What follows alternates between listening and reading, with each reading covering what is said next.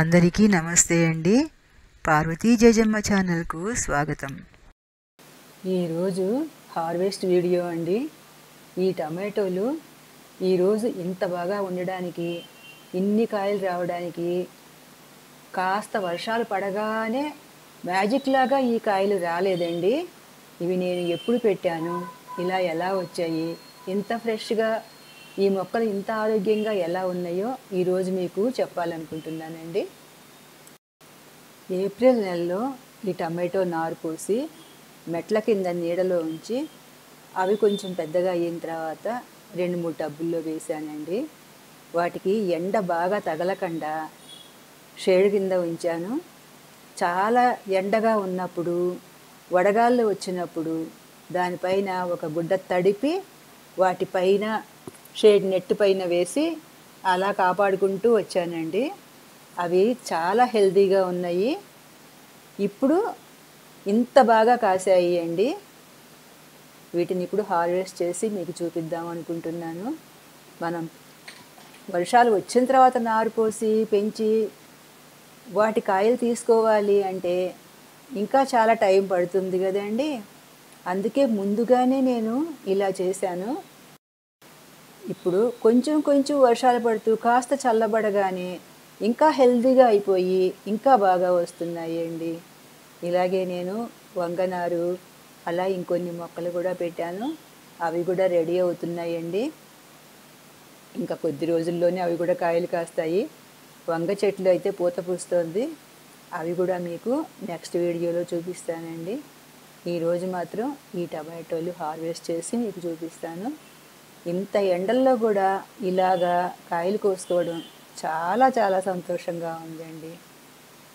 తెలిసిన వాళ్ళు, ఇంట్లో వాళ్ళు కూడా ఇంత ఎండల్లో ఇలా కాయడం అంటే చాలా బాగుంది, చాలా సంతోషంగా ఉంది అని అందరూ కూడా అనుకుంటున్నారు. చూసారా ఎంత బాగా వచ్చాయో, చాలా వచ్చాయండి. అంటే వేసవికాలంలో పెడితే వర్షాలు వచ్చేసరికి కూడా రెడీ అవుతాయి. అలాగే బీర మొక్కలు, సొరకాయ మొక్కలు కూడా పెట్టాను. అవి ఇప్పుడిప్పుడే తీగలు వచ్చేస్తూనే ఉన్నాయి. వాటికి పందిళ్ళు వేయడం మాత్రం చూసుకోవాలండి. ఇంకొక కూలర్ టబ్లో ఈ టమాటోలు చూడండి ఎంత బాగా వచ్చాయో. చాలా ఫ్రెష్గా హెల్తీగా కూడా ఉన్నాయి. చూస్తూ ఉంటే అలాగే తినేయాలి అనిపిస్తుంది కదండి. మంచి రంగుతో చాలా అందంగా కూడా ఉన్నాయి అండి. ఈరోజు అయితే ఇదే వీడియోనండి. ఈ టమాటోలు హార్వెస్ట్ చేసి మీకు చూపించడం నాకు చాలా సంతోషంగా ఉంది. ఈ టమాటోలతో పాటుగా మీకు ఇంకొకటి కూడా చూపిస్తాను. అదేమిటంటే కామంచి మొక్క అండి. కామంచి మొక్క హెల్త్కి ఎంత మంచిదో మీకు తెలుసు కదా. నోట్లో అల్సర్ కానీ, పొక్కులు కానీ వచ్చినప్పుడు ఆ పొక్కులు, ఆ చిన్న చిన్న అల్సర్ లాంటివి పొట్టలో దాకా ఉంటాయట.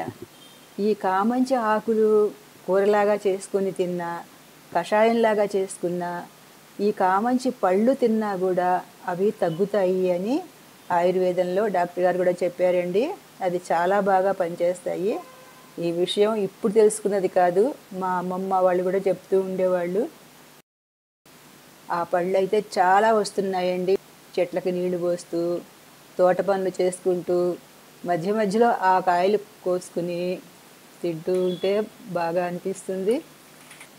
ఈ టమాటోలతో పాటుగా ఇంకా ఆకుకూరలు అయితే చెప్పాల్సిన అవసరమే లేదు. చాలా బాగా వచ్చాయండి. వేసవికాలం అంతా కూడా ఆకుకూరలు కొనకుండా ఉపయోగించుకున్నాను.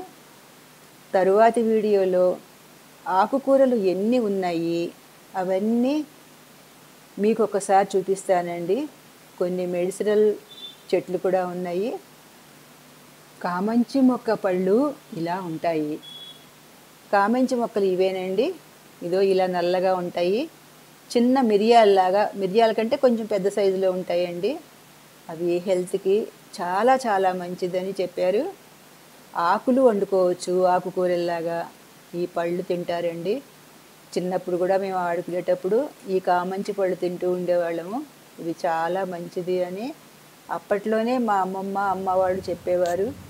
ఇప్పుడేమో ఆయుర్వేదంలో చాలా మంచిది అని ఆయుర్వేదం డాక్టర్లు చెప్తూ ఉన్నారు. ఈ కామంచి పళ్ళు చూడండి ఎన్ని వచ్చాయో. ఆ పళ్ళు అయితే చాలా వస్తున్నాయండి.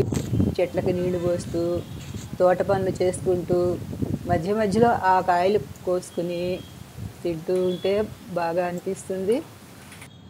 ఇవైతే చాలా కాయలే వస్తున్నాయండి. అదండి ఈరోజు వీడియో నచ్చితే లైక్ చేసి కామెంట్ పెట్టండి. సబ్స్క్రైబ్ చేయడం మర్చిపోకండి. థ్యాంక్ యూ అండి. Thank you for watching. Survey జనా సుఖినో భవంతు.